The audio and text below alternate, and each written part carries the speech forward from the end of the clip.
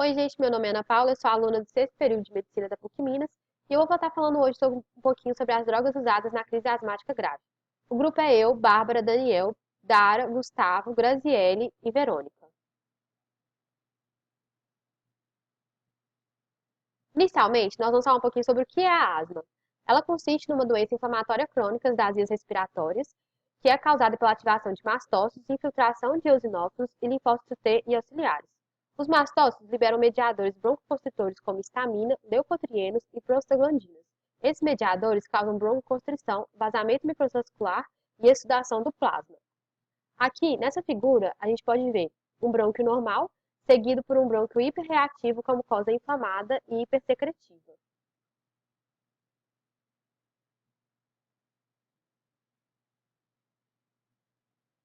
Nesse esquema aqui, como podemos ver, ocorrerá a penetração do alérgeno ou irritante, que será reconhecido por células apresentadoras de antígeno, que são as células dendríticas ou então os mastócitos. Eles irão apresentar a outras células, como o TCD4 e os eosinófilos, que são as duas principais células envolvidas na fisiopatologia da asma. Dessa forma, ocorrerá danos às células epiteliais brônquicas pela liberação de mediadores inflamatórios. O que é a crise asmática grave? A exacerbação da asma, que são episódios de piora dos sintomas, são caracterizadas por dispneia, tosse, sibilos, obstruções dos níveis variáveis de fluxo aéreo, hiperresponsividade das vias aéreas, opressão torácica e é reversível e pode ser grave e fatal. Por que ocorre isso? Em geral, são causados por gripes, resfriados, exposição a aeroalergênios, mudanças climáticas, infecções bacterianas, exercício físico e ou estresse. Nessa imagem, a gente pode ver a diferença dos brônquios quando o paciente está com asma e quando ele está com crise asmática grave. Uma das coisas que acontece é que as glândulas mucosas sofrem hiperplasia e hipersecreção, ou seja, ela cresce em tamanho e em volume e produz mais muco. Isso pode ser observado pelo lumen que fica amarelado. Outra coisa que acontece também é a produção de citocinas, devido a uma vasodilatação que colabora com o extravasamento do plasma e edema, e contribui ainda mais na produção do muco, ocasionando a obstrução do lúmen do brônquio.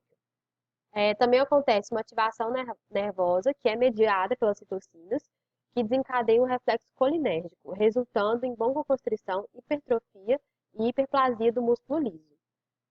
Além disso, também ocorre uma ativação de miofibroblastos, que resultará na fibrose subepitelial, que, associada ao excesso de muco, torna mais difícil as trocas gasosas. Baseado nesses mecanismos fisiopatológicos, que é realizado o tratamento da asma, que eu vou estar falando um pouquinho agora sobre os medicamentos.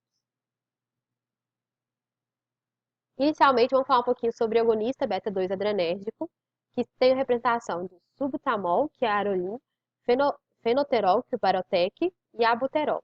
Os mecanismos de ação consistem em broncodilatação, que relaxa a musculatura das vias respiratórias, e seu uso é por via inalatória.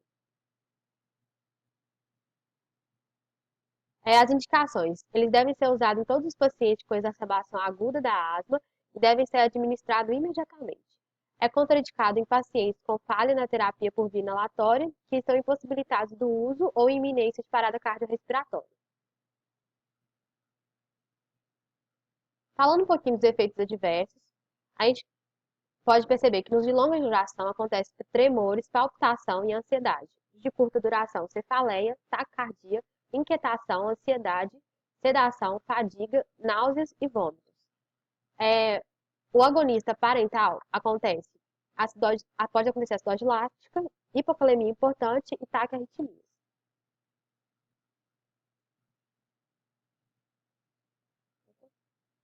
Falando um pouquinho sobre o manejo posológico básico, o subutamol deve ser administrado na forma de spray, que seria de 4 a 8 puffs, a cada 20 minutos da primeira hora e depois a cada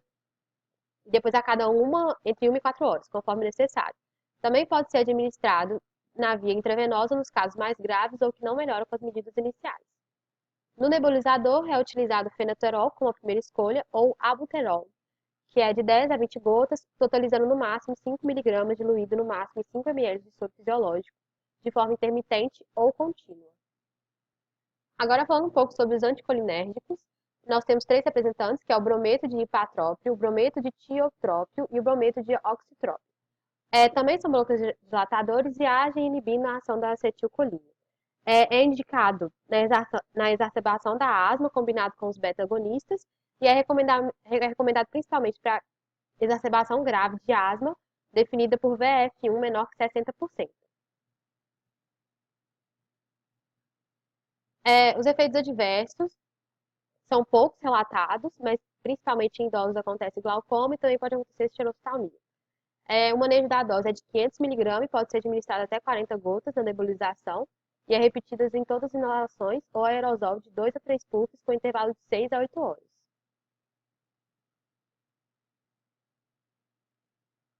Aqui falando um pouquinho dos corticosteroides, nós temos três representantes, que é a prednisona, metilprednisolona e hidrocortisona.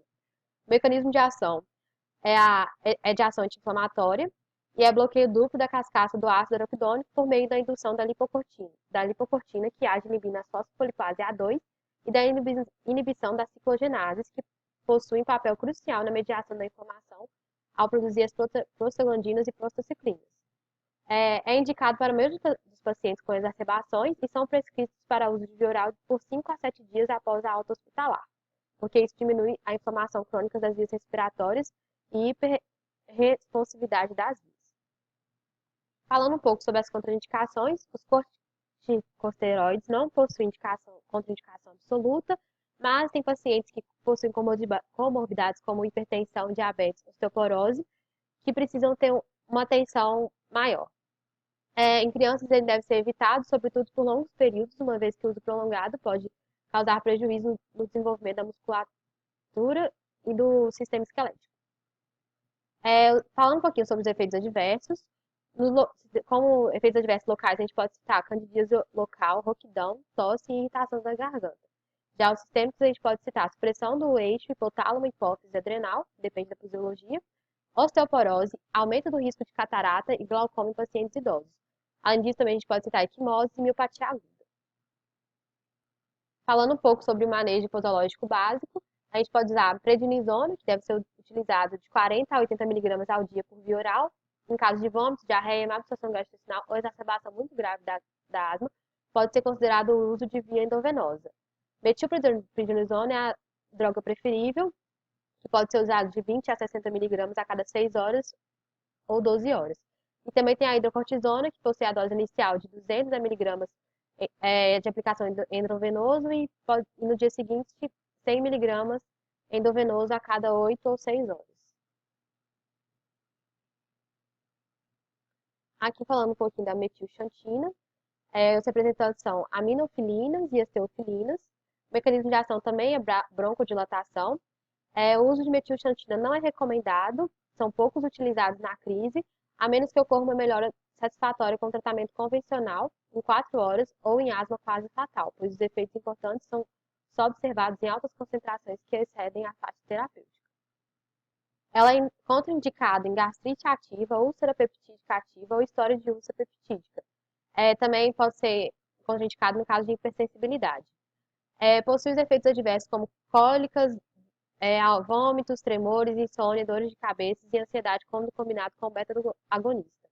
Manejo fisiológico, 240 mg endovenoso diluído no máximo em 250 ml de soro fisiológico.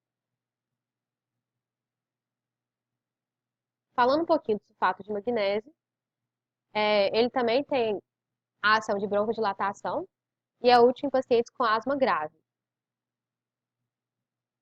Ele é indicado principalmente em pacientes que não têm resposta satisfatória com o tratamento convencional e tem o VF1 menor que 30%. É contraindicado para pacientes com problemas no rim, bloqueio cardíaco, insuficiências respiratórias graves ou alergia. Também possui alguns efeitos adversos, como rubor, sudorese, hipotensão, diminuição dos reflexos, hipotonia, colapso cardíaco, depressão respiratória e depressão do sistema nervoso central. O manejo posológico básico consiste na utilização de, no máximo, 2 gramas diluídos em solução fisiológica até 500 ml, com aplicação endovenosa e infusão em 20 minutos. Também pode ser usado substituindo a solução salina fisiológica na nebulização. Essas são nossas referências. Muito obrigada pela atenção.